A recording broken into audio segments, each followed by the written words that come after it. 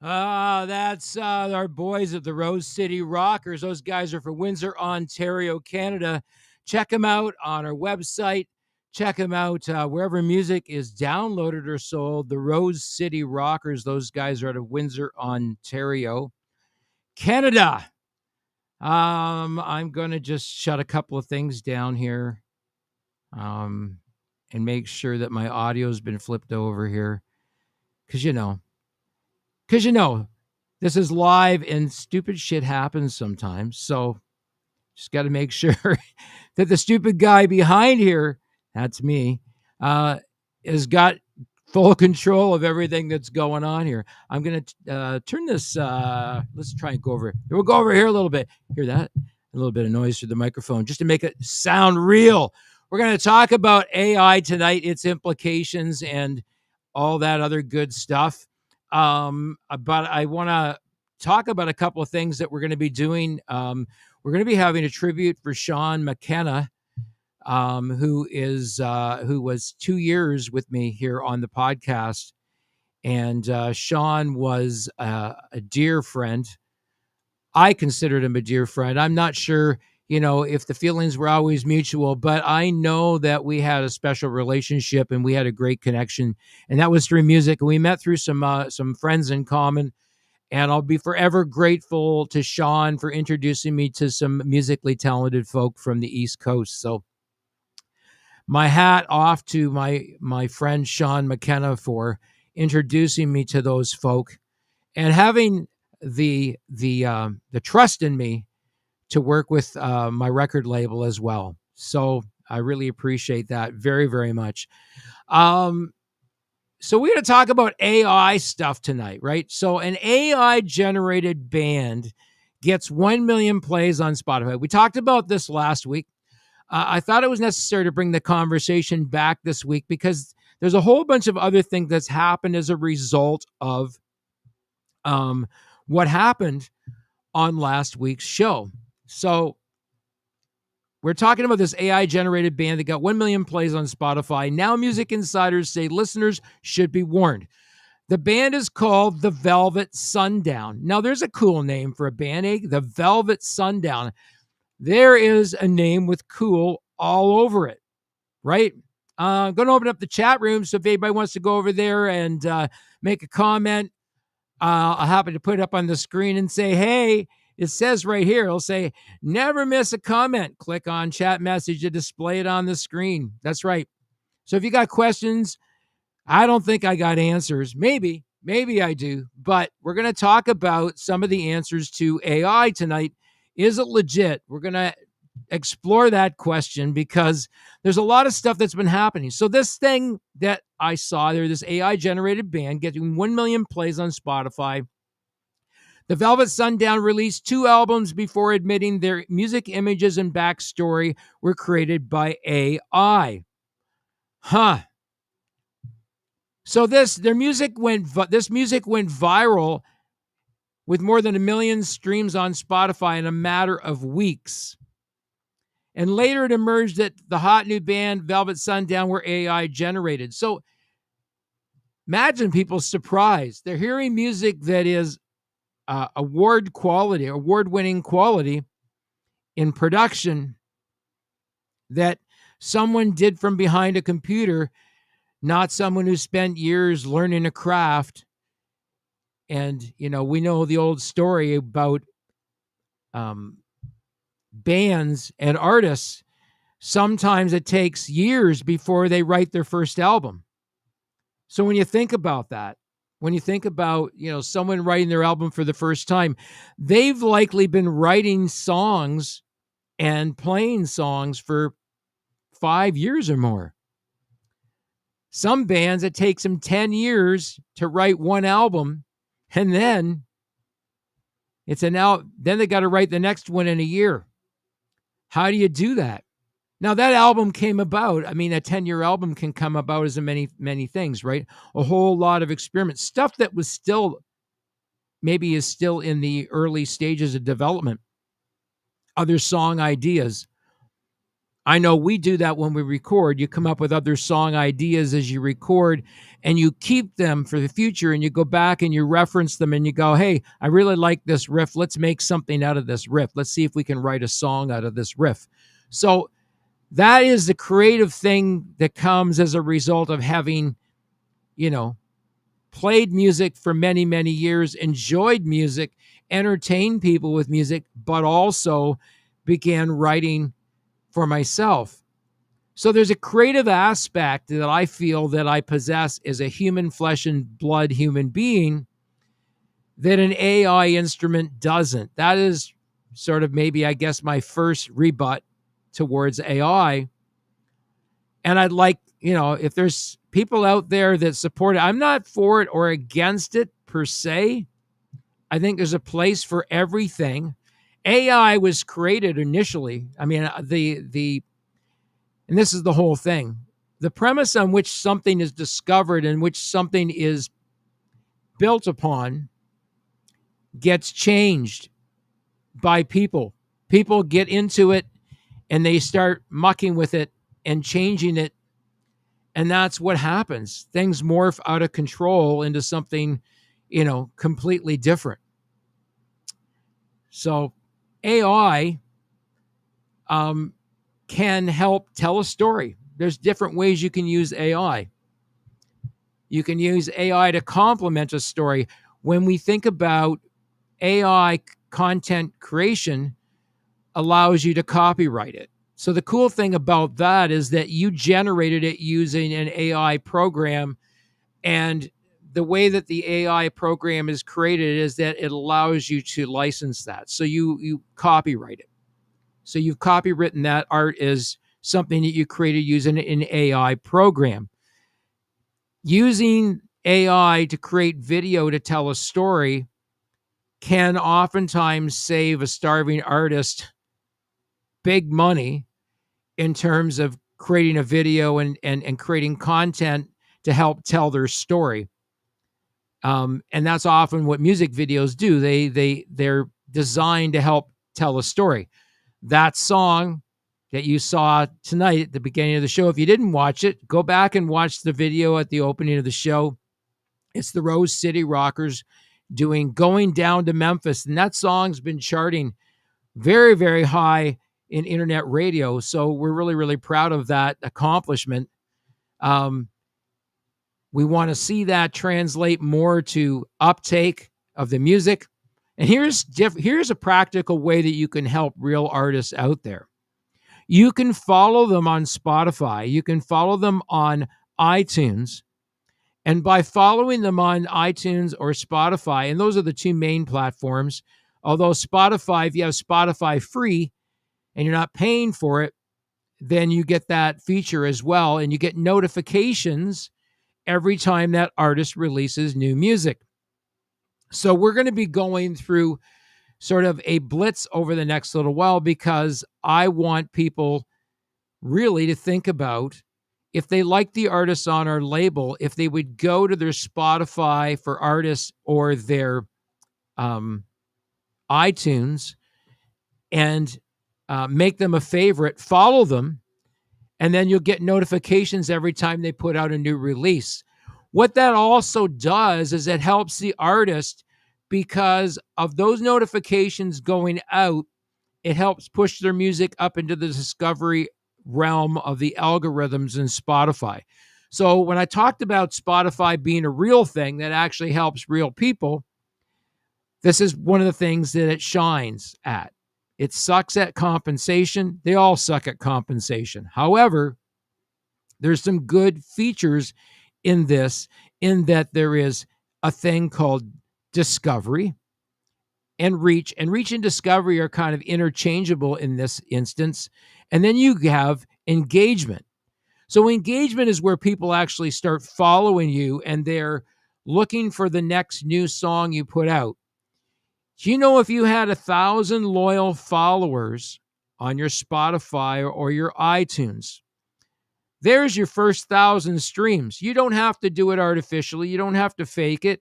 You could ask those 1,000 people who are following you, because they can give you their mailing list. You can email them and say, would you mind streaming our song 3 or 4 times just to give it a good listen through? Tell us what you think about it. There's an interesting concept. Think about that. 1,000 people, and you ask them all to stream your song 4 times. There's 4,000 streams right there. So people that are whining and bitching about not being able to climb the algorithms in Spotify, here's an easy, practical way to go about doing that. And that is what I call organic engagement. Okay. Organic engagement comes off an AI platform like Spotify. So there is a good aspect to AI and what it can do because it can connect you. We had artists heard in 175 countries last year. You could never do that with vinyl. You could never do that level of distribution with CDs or any other format. So in terms of reach, you got an excellent opportunity to reach your audience. And discovery, well, when you're reaching out there, there's all these tentacles that come off there, and that's all that discovery piece of it. And when your music gets streamed and it goes up through the algorithms, it triggers a few things. All of a sudden, your music gets suggested to algorithmic playlists. Next thing you know, it's getting suggested to private playlists. There's all kinds of things there that Spotify does in terms of helping people with music discovery.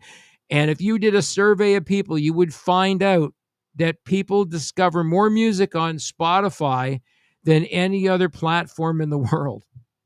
It's pretty amazing because Spotify has these awesome algorithms that say, oh, if you like this, you might also like this. So here's an interesting thing. So we talked about the AI generated band, okay?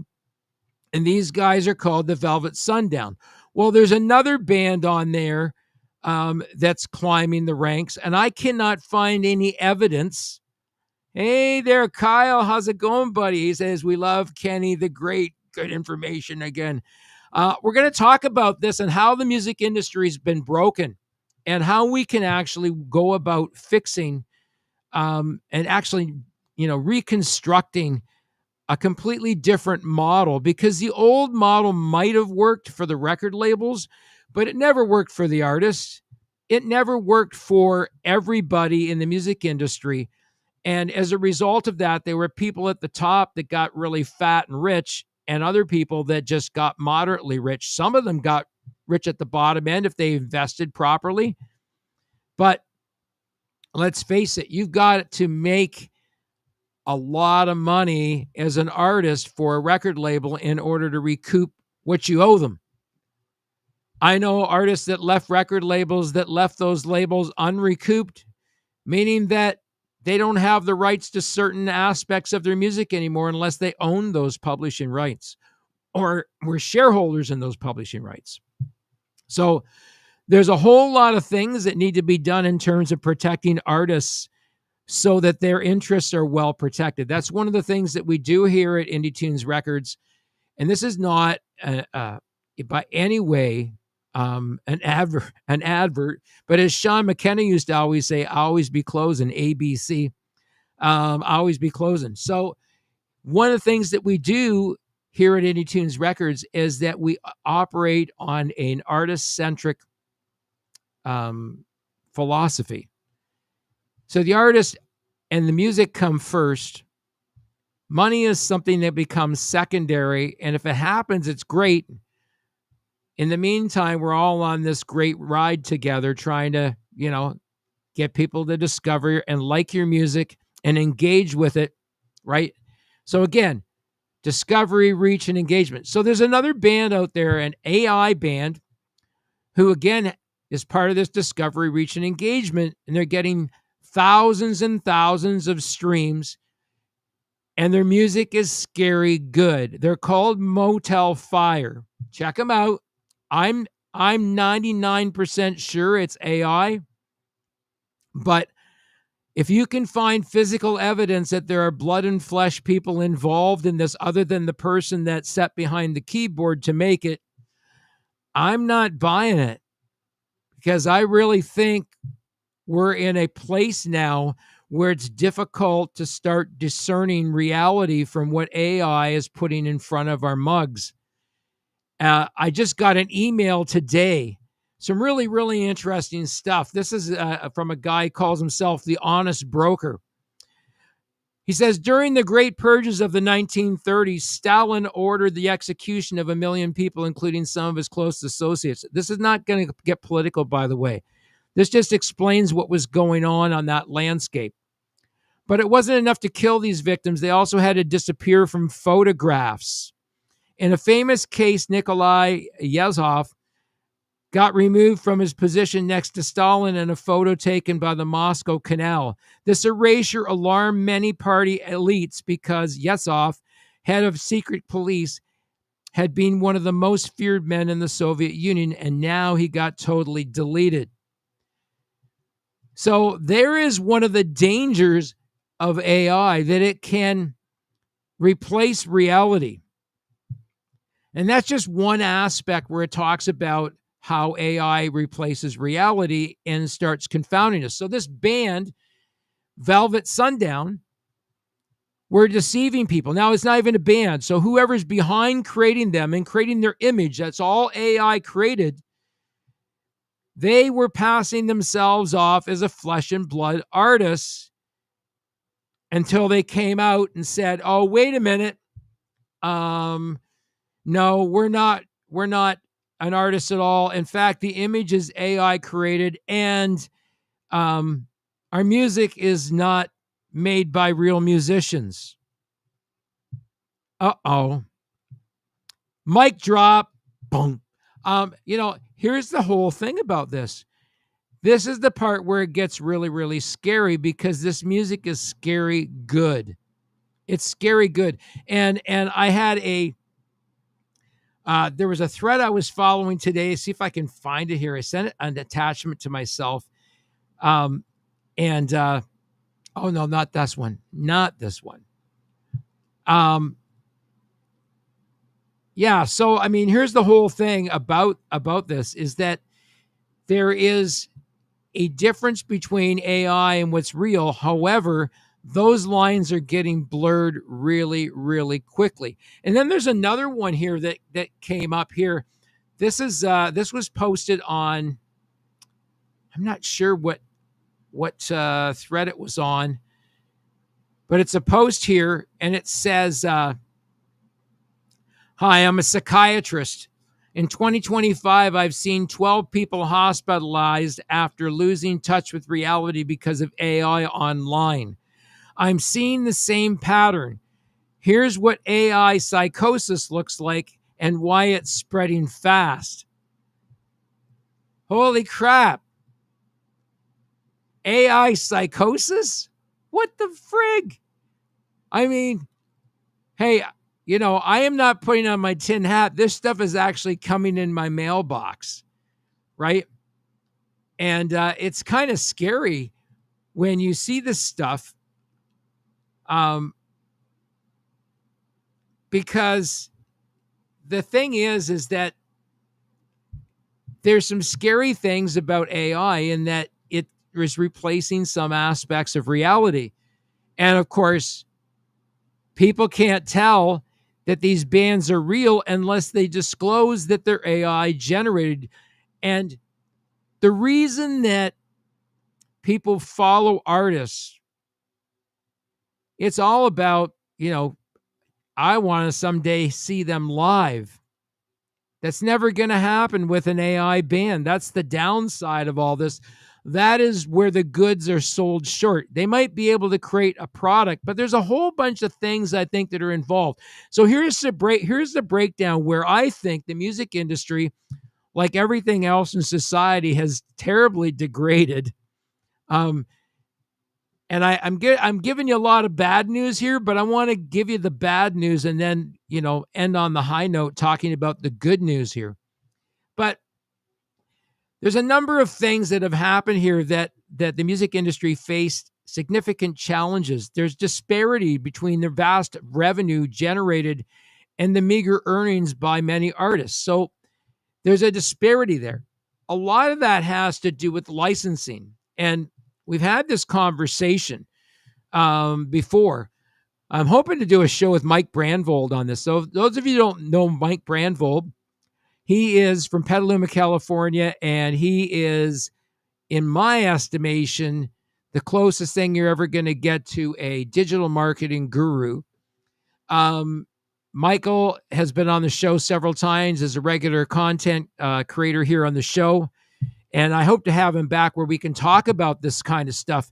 But a lot of the disparity between what an artist receives and what everybody else gets that's on the food chain depends on the deal that they sign. Now, if there were the major record label, chances are the label gets the lion's share of everything, and then everything is recoupable.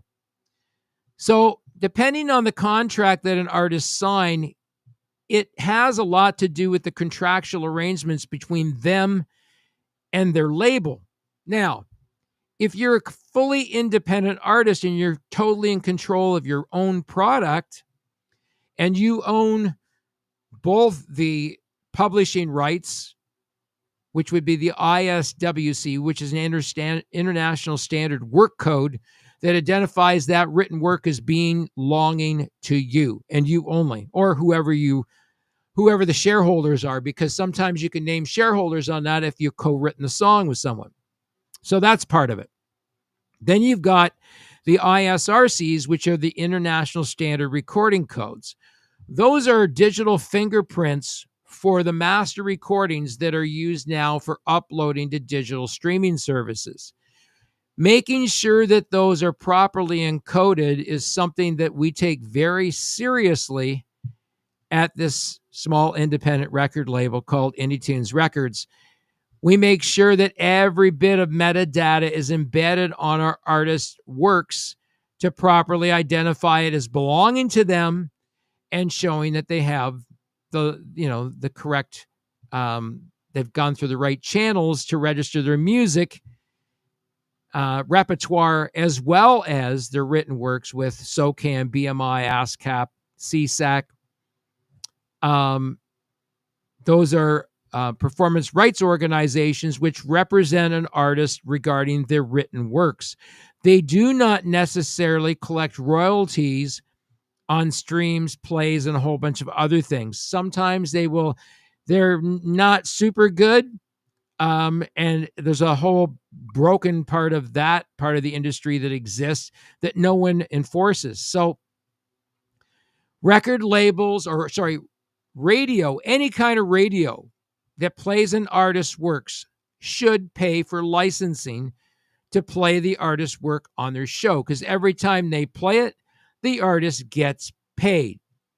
Now, part of the problem is that a lot of radio stations are not compliant, so they don't pay licensing, so therefore they do not pay royalties on the music that's streamed. So if you're sending your music to those radio stations, you're just sending your music for content. You're not going to get paid on those plays, and chances are it's not going to lead back to anything that's going to be valuable in terms of organic engagement. And organic engagement is what you need as a real audience that's going to support your work. Now, you really only need 1,000 dedicated people for your cause. And they have to be dedicated. That means every time your music comes out, could you imagine that every time your music came out, those people downloaded your music? Yeah, they downloaded your track at $1 a track. Well, there's $1,000 right there. Right there, direct to the artist. So there's an opportunity to make real money doing this, but you have to have the right people that are supporting it, and you have to target your audience and go after an organic audience that's willing to support what you do. And there's lots of ways you can do that. Over here, right there, there's a tip jar. People can scan that QR code, and every time they do, it puts a little ding in my bank account. And that helps us keep the lights on over here, because we don't make huge money. Our artists make 75% of every bit of revenue that comes in through our coffers. So the label isn't getting rich at the expense of the artists. The artists have a chance to make 3 times as much as the label makes. That's historical as far as I'm concerned. I don't know any record labels that offer that kind of a deal. And if they do, then there's probably recoupables and other things hidden in their contract. No contract to sign, just an agreement that we follow, terms of service, if you will, that says how we're going to conduct ourselves. It's like a code of conduct, right? And it's built on trust. It's about building a level of trust and recognizing that transparency goes a long way to help people feel really comfortable, because artists are probably the most ripped off people that I've ever met in my entire life. I mean, who breaks into someone's car and steals an artist's guitar out of their guitar or out of their car? Who does that?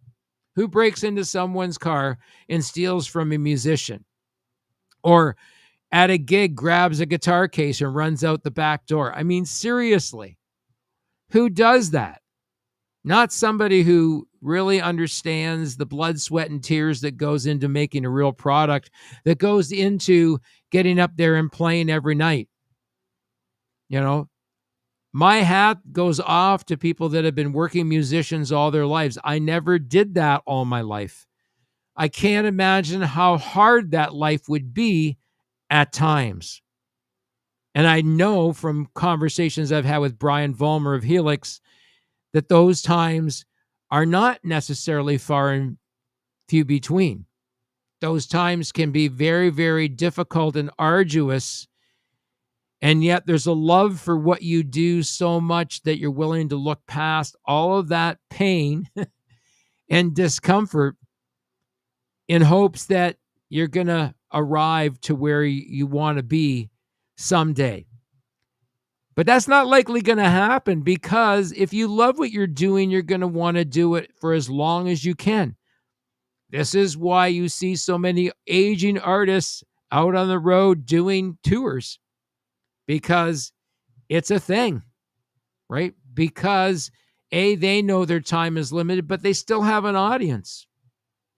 So, hats off to those artists that get out there and still play, that are getting up there in years, because they're doing what they love to do. Speaking of love what they do, we got a whole bunch of new music coming out of the camp here. We've got a single by Helix coming out early September. It's called It's What I Wanted. This is off their White Lace and Black Leather album. It's one of their albums that helped get them signed to Capitol EMI. And one of those that they sold, I don't know, thousands. I know thousands of albums they sold themselves. We got a tune called Just Like You by Boiler Beach. That's coming out soon. That's out, I believe, let me just check the date here. I believe it comes out on, September the 12th. September the 12th. We got a new single that comes out later this month.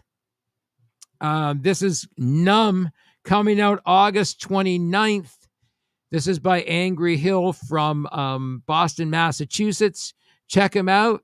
They've got some real cool tunes out there. We're doing a re-release of an album that they recorded back in 2000. And we're re-releasing it because it really didn't get the attention it deserved. And it's one of their first works. So I think it's worthy of people giving it a listen. So check it out. Numb, Angry Hill. And then we got some great country coming out of our friend GM Blacktop, coming out September 12th, called Razorback. That is off his Still Real CD that he sold several copies, hundreds of copies himself, at truck stops across America, because he's a trucker and the songs are about the trucking lifestyle and being on the road. So hats off to those people. They're flesh and blood people that worked for many, many years to craft a product that they wanted to bring to the market, and they finally decided to record some of their music. Now, was there stuff left on the floor? I'm sure there's music gets left on the cutting floor all the time. We have music uh, as a band that gets left on the cutting floor all the time. It doesn't make it to any level of production. It becomes a musical idea that stays there. And then occasionally we go back to it and go, okay, yep. And I said this earlier, there's a riff. There's a riff in there. I think we can make a song out of this. Let's give it a shot. Or it just generates some, I don't know, creative energy within one of us that builds on that riff and go, okay, this is what we're going to do. And then we come up with a song. It's not that easy, but it does work. It does work. And most of our songs do come out of a musical riff, and then putting vocal placements in there just by ad-libbing words, just to put, place cards in there. So the spaces are in there for the vocals. And then once the vocals are written for the song, there's usually a theme that develops as the vocals are written for the song. At least when I write vocals, that's what I think of is what kind of story do I want to tell with this music? And the cool thing about AI, now here is one of the positive things of AI, is that AI can be used to enhance what you're doing, right? So you can use it in a video format. But again, you've got to take a look at that in terms of, videographers prefer to be involved in that creative process. That's been part of the way that it's been. I realize that creative process is evolving. It's changing. And some things are done budget-wise. I know artists that are creating album art using AI now because it's easier and you don't have to copyright it. It's already yours as soon as you create it on AI. So the cool thing about it is that AI has so many different variations and so many iterations the way that it's taught. It's I don't know. I've never seen stuff that looks similar. Although when I look at these AI generated images of these bands, they do look very, very, I don't know, unhuman in a sense. So I'm going to post it up there, but you got to go to the article. The article is actually in The Guardian. And this is if you just go to if you did a Google search and went to Guardian, July 14th, 2025. And if you can't do that, just Google search an AI generated band got 1 million plays on Spotify. And now Music Insiders say listeners should be warned. I think there should be a disclosure. That's my point here tonight, that I'm advocating for some kind of a disclosure. So if you search this, I'm going to put that on the screen. An AI-generated band got 1 million plays on Spotify. Now Music Insiders say listeners should be warned. If you were to Google search that, it'll probably come up in the Google search. And then you can read the article for yourself. But essentially the article, I'm going to see if I can share the screen with you right now. And I'm going to hang on a second. I want to get rid of,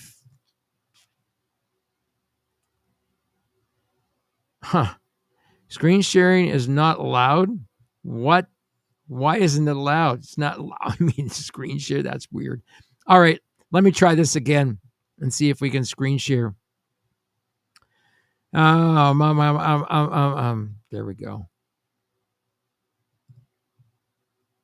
Let's see if it's up there. Yeah, so it's up there right now. So if you look at the faces on these guys, I'm going to go back over to it and scroll it a little bit for you. So you can see, if you look really, really closely, if you were to enlarge the photograph, you'd see some things there that are not flesh and blood. they're definitely AI created images, but man, they're good. They look realistic. They look animated. They look like they, sort of fit this deal, the Velvet Sundown. Looks like he's got a red velvet jacket on too. So, I mean, again, part of the AI coaching, right? AI becomes really, really good. And I'm going to have, I think I'm going to have Brent Durner on the show, and we're going to talk a little bit about that. And I'm going to go back off the screen share there. We're going to talk a little bit about how he uses AI to generate videos for music. So his idea of AI generating, I don't want to take it away from him completely, but we've had conversations about this. AI is a way to be able to creatively work on a palette using artificial intelligence to help you paint something that you have in your mind about what your album art should look like. So the cool thing about AI is that AI doesn't necessarily put its own creative genius in there. That creative genius is coming from you, and you're teaching AI. You are transcending that knowledge in a way that AI understands it, and then you're visually looking at it going, yeah, that's capturing what I'm going for here. And that is totally driven by you as an artist using AI to create the imagery for your album cover or some imagery for your music videos. It gives you full creative control over telling your story, which is different than working with a bunch of other people. So this allows someone, almost like a digital audio workstation has done, allows a person, an artist who's taken years to generate their music, write their music, and record it. Now they're looking for a way to help tell their story, but they want full creative control. So AI provides them an opportunity to have full artistic control over what is visually created to describe what they wrote. It's not someone else's interpretation of what that should look like, but it's coming from the artist who actually wrote the music. So there's an argument for the use of AI in those parameters because it allows the artist full expression of what they were writing their music about, realizing that the video can tell that story in a different and more visual way if you can coach it to tell the story you're after. And in some cases, you got to go back and look at it. Go to My Wicked Twin and check out Brent Durner's latest video, Nobody Approved. Now, we played it, I think, last week on the show. You can watch last week's show at the beginning, or you could go over to My Wicked Twin, subscribe to his channel, watch the video, and comment on it. Brent is always loving feedback. Now, Brent Durner is the original lead guitar player for Helix, who has written under the name My Wicked Twin for 6 albums now. We're in the midst of releasing his 6th studio album as a solo artist. And we're actually going back and we're doing remixes. I understand that we're going to be having maybe contact with a producer that worked with some really, really famous people. I think he worked with the Rolling Stones and a few others. And he's going to be doing some mixing on Brent's track, I hope. And hopefully we're going to have a little powwow with him. I'd like to have him on the show and talk about music production. I've invited my friend Siegfried Meyer on the show. Hopefully he takes me up on the offer. I'd love to have him on here. He's a book of knowledge when it comes to music production. As I said to him, you've forgotten more about music production than I will ever know. Speaking of a production guru, Siegfried Meyer, he's the guy. He's the guy. He can jack up your mix. He can show you how to make a jacked up mix. I mean, there's some really, really, really, really great stuff. Um, you know, that's coming forward. So keep watching what we're doing over here at Indie Tunes Records. There's always some really, really cool stuff happening here with our artists, things that they do. And we've, like I said, we've got a whole lot of great music coming out. Helix has in the process right now. We're in the process of getting 2 albums ready for release. One is called Scrap Metal. We're not sure what the other one is going to be called at this point in time. There's a whole lot of new Helix recordings that are going to be on here. There's going to be some tracks added to some other tracks, I believe, from original recordings. There's a whole lot of great stuff that's going to be coming out of the Helix camp in the next while. And we're going to be releasing singles on a very aggressive release schedule because we want to get the whole Helix catalog underneath the fully underneath the record label's umbrella, because we believe that it's going to be a good thing for both the artist and the label. And those relationships are symbiotic. And that's the thing I love about what we do. We develop symbiotic relationships with our artists, things that help them, things that help us as a label. And it's truly a relationship that's a give and take relationship. And, I don't think anybody's keeping score. And it's all about community. It's all about helping one another, to get discovered, for people to discover the record label, to learn about what we do. I got to do something soon because we're getting to the point where we've got so many artists on the label that, I'm running thin. So I've got to branch out, franchise or something. I'm not sure what I'm going to do at this point in time. But I can't say no. We got some great artists that are knocking at the door as we speak. I got an artist that's coming on the label, Walker Crown. They're coming from Windsor, Ontario. They came as a result of the Rose City Rockers, who said, "Hey, you need to talk to Kenny over at Indie Tunes Records. We like what he's doing with our music," and they are with me for the long haul. We're going to try and make their music great together. That's our goal, is to try to make their music great and get it out in front of as many people as we can. That's that organic growth I talked about. And AI can't replace that organic growth. It doesn't have that human factor, that connectivity. And those of you that know me know I'm passionate about everything I do, whether it's motorcycle riding, whether it's fishing, whether it's golfing. I don't do so much of that anymore because motorcycling takes precedence. But yeah, I'm passionate about everything I do, even taking on a home project and renovations. I built a deck around our pool before I left on my motorcycle trip back at the end of June. And I spent many hours putting that deck together. I built it all out of my noggin. No plans, no nothing, just an idea in my head how it was going to look when it was finished. And I have this uncanny ability. Everything I built in our backyard is the same thing. The deck, I envision what it's going to be. I have a rough idea, measurement-wise, what I'm going to build.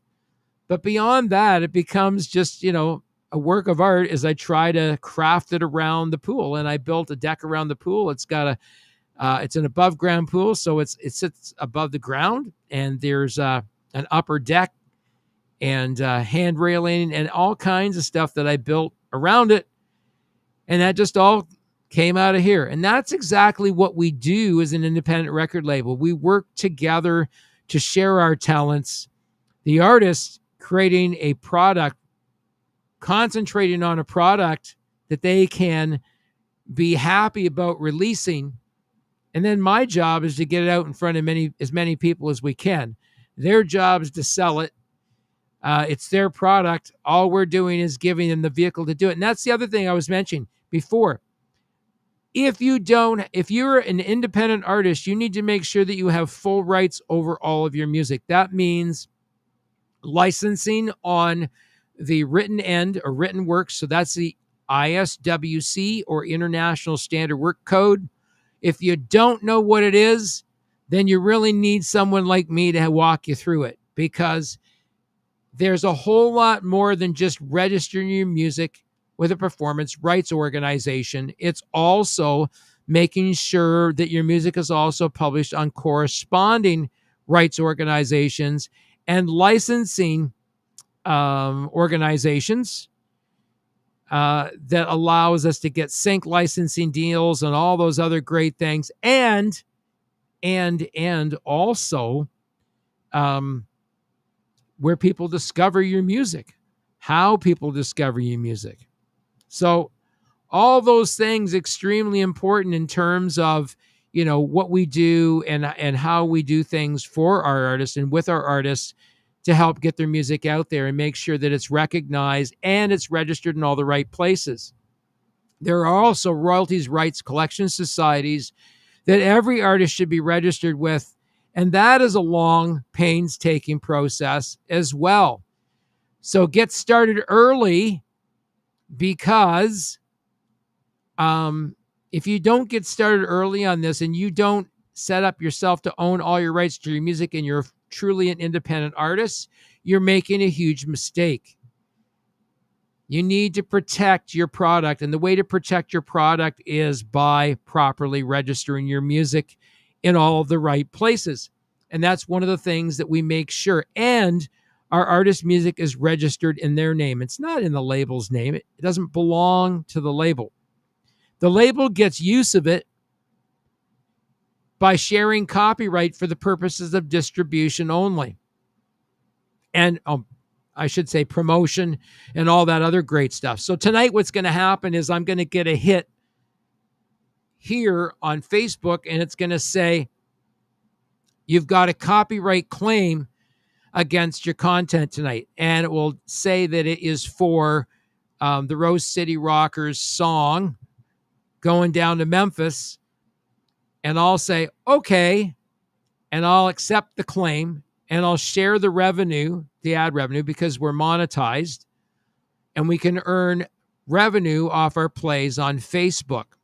This is why it's vitally important for people to share what we do in here, because every time you share our video out with other people, we get royalties back for our artists on stuff that we play. So that track that I played tonight on there is a copyrighted track, and it'll be my publishing end of my company that actually puts the copyright claim on behalf of the artist. That's something that we do. That's all done by an AI program that actually Snoop Dogg's out there and watchdogs our artist music and the digital fingerprint that's there.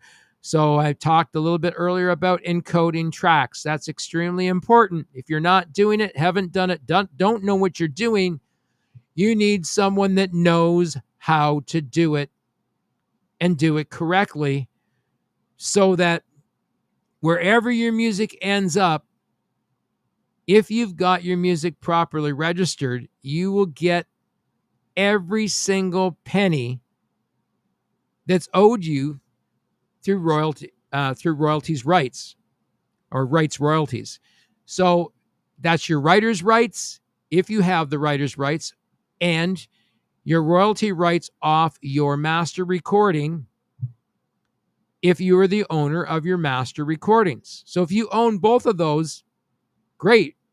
You're entitled to 100% less whatever you decide to share with someone. I'm transparent. You don't have to squeeze my arm and say, hey, how much do you charge? 25% off the back end of everything.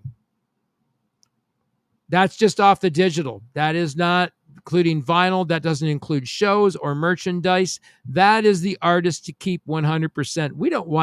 We're not going to squeeze people for merchandise and physical copy that they sell at their shows. This is part of their income. We want them to generate an income that's worthy of going back to the studio and recording more. It means more content for our label. I am all in favor of that. Anything that supports our artists to be able to go back to the studio and record even greater works of arts and continue to raise the bar on what they previously wrote. And if you go on our record label, you'll find that nearly every artist, actually every artist on our label, has evolved in some way, shape, or form. Either the type of music that they're playing now compared to what they played when they first came on the label, or the quality of the recordings, the quality of the performances, what they're listening for, what they learned from those early recordings. Because it does get to a point where you go, okay, are we just changing this for the sake of changing this, or is this really adding to the quality of the product we're trying to produce? So these are a couple of things, and I want to leave you with these ideas about, why the music industry has failed and is failing still, and how we can change it. We're going to talk about that. I want to bring that subject up next week because we're coming up to 5 minutes to the top of the hour. Deanbo, thanks for joining us late, buddy. Thanks for always and supporting us. Deanbo Harnish from Halifax, Nova Scotia, or Dartmouth. I can't remember. You're out in that area, bud. And he is an avid supporter of anything related to music. And he and I share a common friend base. We'd never met in person, but I certainly appreciate Deanbo's support and him sharing out anything that we do, any of our content. And he checks out our artists as well, which is really, really cool. So check out the Rose City Rockers, Deanbo. Worthy of a listen. Go check them out. They got 3 songs out currently. And check them out. They're on wherever music can be sold, and you'll find their stuff on indietunes.com. That's our website. I'm a little late updating that because I was on vacation all of July. Everything now is backlogged, so it's like go, go, go, go, go, go, go, go, go. And I only got one pair of hands. So I'm going to be a little while digging out from under the dust here, but nevertheless, we'll be able to do it. So a couple of things I want to leave you with here. So the devaluation of music, low streaming royalties. We're going to talk about that. Emphasis on emphasis on quantity over quality. The pressure to create content for streaming platforms can lead to a focus on quantity over artistic depth, potentially sacrificing creativity for marketability. So here's an interesting thing. The AI band, right, Velvet Sundown, in just this year alone has put out, and I believe it's just like in 3 months, 3 full albums, 13 tracks each. That's right, 39 tracks of well-performed, well-written, AI-generated music, generated by a non-flesh and blood band, but a flesh and blood person probably behind the keyboard, or maybe several. I don't know who's behind this project, and I don't think it's ever been public. Love to have them on the show to talk about it, but then, people might not like them very much for what they're doing. But is what they're doing have a place? Yeah, I think we need to discern reality from fiction. And AI is fictitious. It is not real. It has aspects of reality attached to it because someone's reality was used to create it. But as soon as you use AI to create something, is it still your reality? There's an ethical question. Maybe we can get somebody on the show next time to help us explore that one, right? It's an ethical question. When you create something with AI, once you step into the world of AI to create anything, that creativity has been changed by something artificial. It is no longer an organic flesh and blood. Yes, it's an extension of you. It's an extension of what you used or how you coached AI to make it. But at its end reaches, it is no longer a human-touched product. It is a human touch product generated by a computer based on the expressions of an artist who says, yeah, this is what I want you to create. So imagine an AI program so intelligent that you can say, give me a hit song. Give me a song that will give me 1 million streams in its first week of release. Give me a song that's 3 minutes and 20 seconds long. Give me a song with a male voice that sounds like Brian Johnson. And make this sort of a blues heavy rock deal. Can you imagine what might come out of that? Well, if you listen to Motel Fire, the first track on their album, you might get a taste of what I'm talking about. Check it out. It is real. That is real. It's AI. It's not real. I'm real. I'm definitely real. I can pinch myself and I'm real. And remember, this has been the Indie Show. This is Wednesday, Hump Day. I'm Kenny, and you're not. Have a great end of your week, everybody. Peace out.